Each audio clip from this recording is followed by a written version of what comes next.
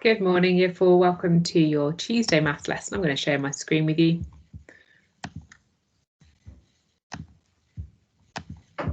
Okay, now we're going to be learning about time this week. We're going to be recapping on what you learnt in Year 3. You have attached to your schedule this week a knowledge organiser which looks like this. It might be useful to have this with you during your lessons this week.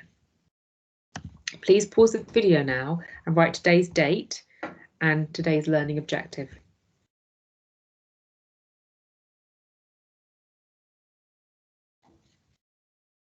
Okay, now what I'd like us to do is to think today we're going to be looking at time. Let's just recap what we know about time so far from our previous learning. In Year 4, we use analogue clocks and we use digital clocks, but let's start by today looking at this analogue clock. We can see in this clock the minute hand, which is the longer hand. Sometimes we call it the big hand, but actually the proper name for it is the minute hand. We can also see the short hand, which is called the hour hand. The minute hand points to the minutes as the time goes on, and the hour hand points to the hours. We can see here from this clock that it is 5 o'clock because the minute hand is on the 12 and the hour hand is pointing to the 5. Time is a unit of measurement, so we have to remember that all these little dots and dashes, they represent the minutes that are going past. They are called intervals. Today we're going to be counting in intervals of 5 minutes because we know that there are 12 lots of 5 minutes in 1 hour. I know this because 5 times 12 equals 60, and there are 60 minutes in 1 hour. I've also highlighted the numbers on the clock. These represent the different hours. So when the hour hand is pointed to 10, it is 10 o'clock. We also have time. This clock shows 12 hours, which can show morning time and afternoon time. AM and PM. We'll be talking more about that as the week goes on. Let's have a look at the differences between an analogue clock and a digital clock, which we'll be using again this week. Here, the analogue clock is pointing to 12 o'clock, and here the digital clock is reading 12 o'clock too. When it is 12 o'clock in the daytime, we say it's midday or noon. When it is 12 o'clock at night, we say midnight.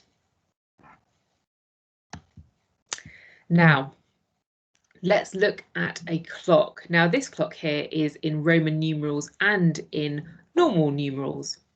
And we can see the intervals have been highlighted here by the red arrows. When time ticks round in this clock, it goes minute by minute. We can count in 5s to work out the time.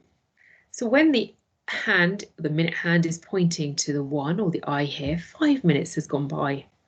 When it is pointing to the 2, 10 minutes has gone by, and so on and so forth.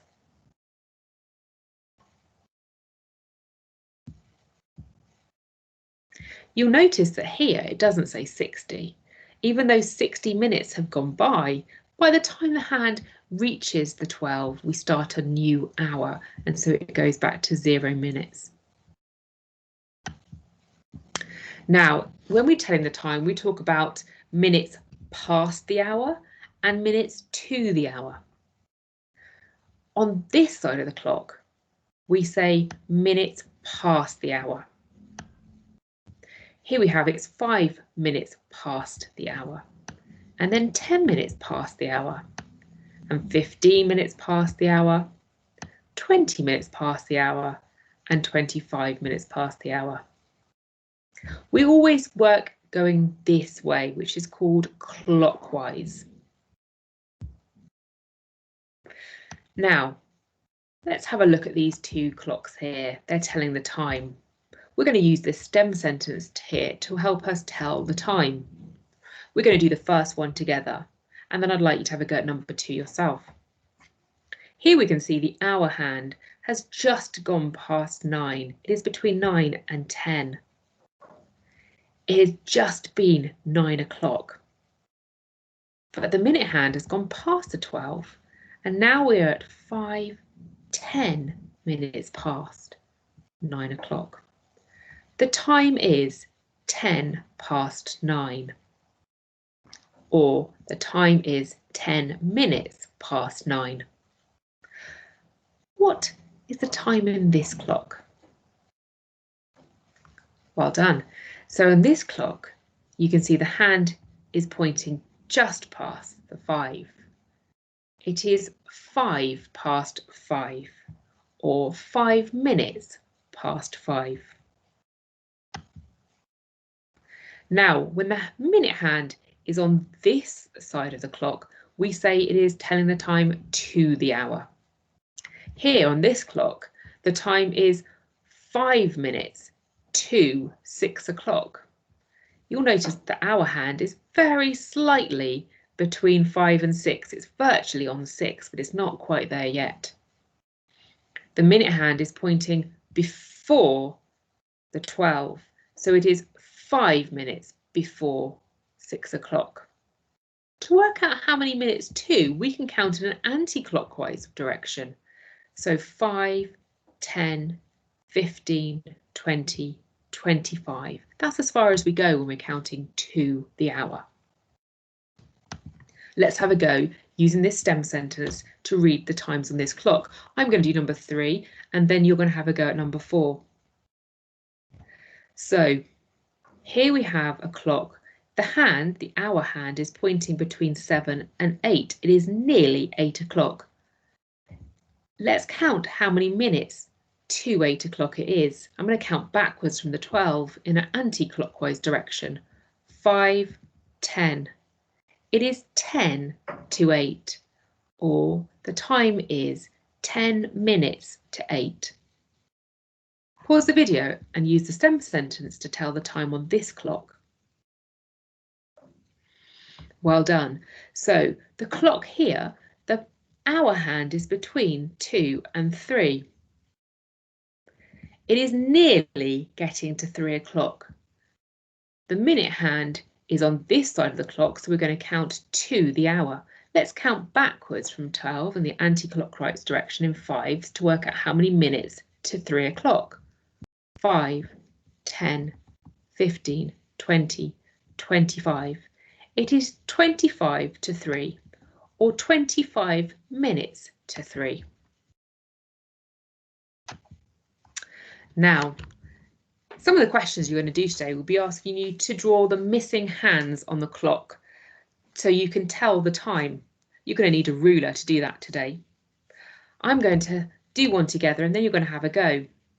On your worksheet today you have the clock, so I don't expect you to draw out the clocks. Okay, I'm going to take a line. Draw the missing hand, it says. Draw the missing hand on the clock that reads 20 minutes to 4. Well, we can see here our hour hand is between 3 and 4. And so we want our minute hand to do 20 minutes before it goes to 4 o'clock. I'm going to count backwards in 5s till I get to 20 in an anti-clockwise direction. So 5, 10, 15, 20. Oh, let's take a good colour.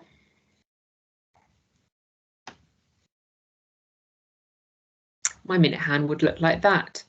It's 20 minutes to 4.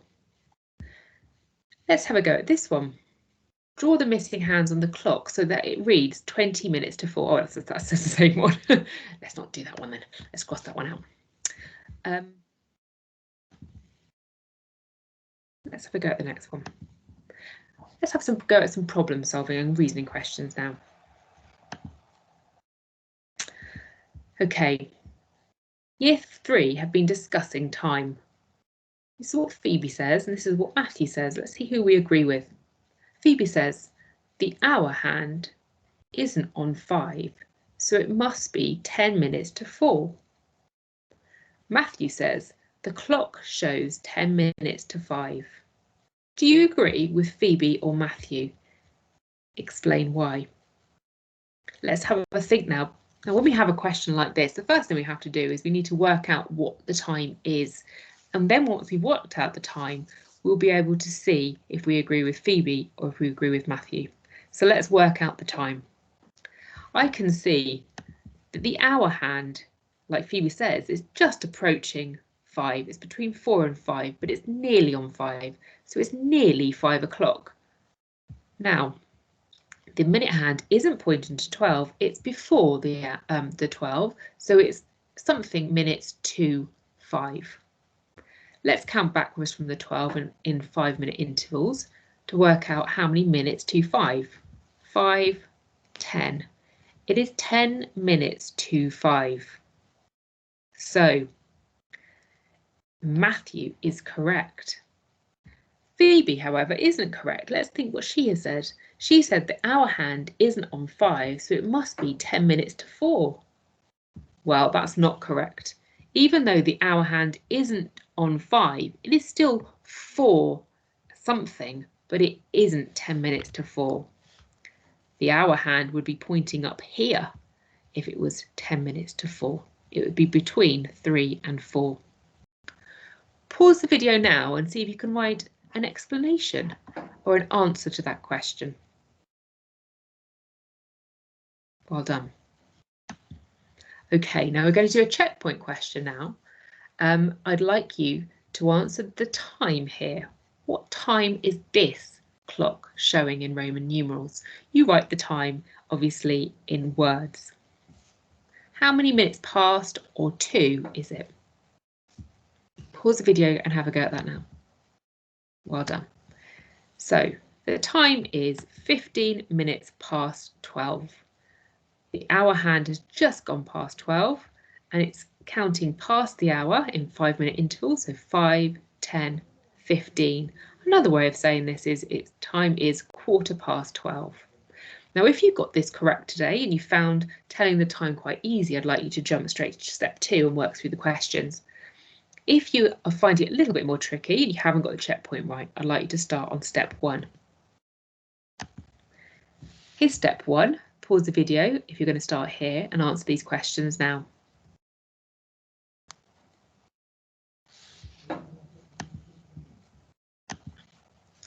Don't forget to answer your questions by marking them with a purple pen.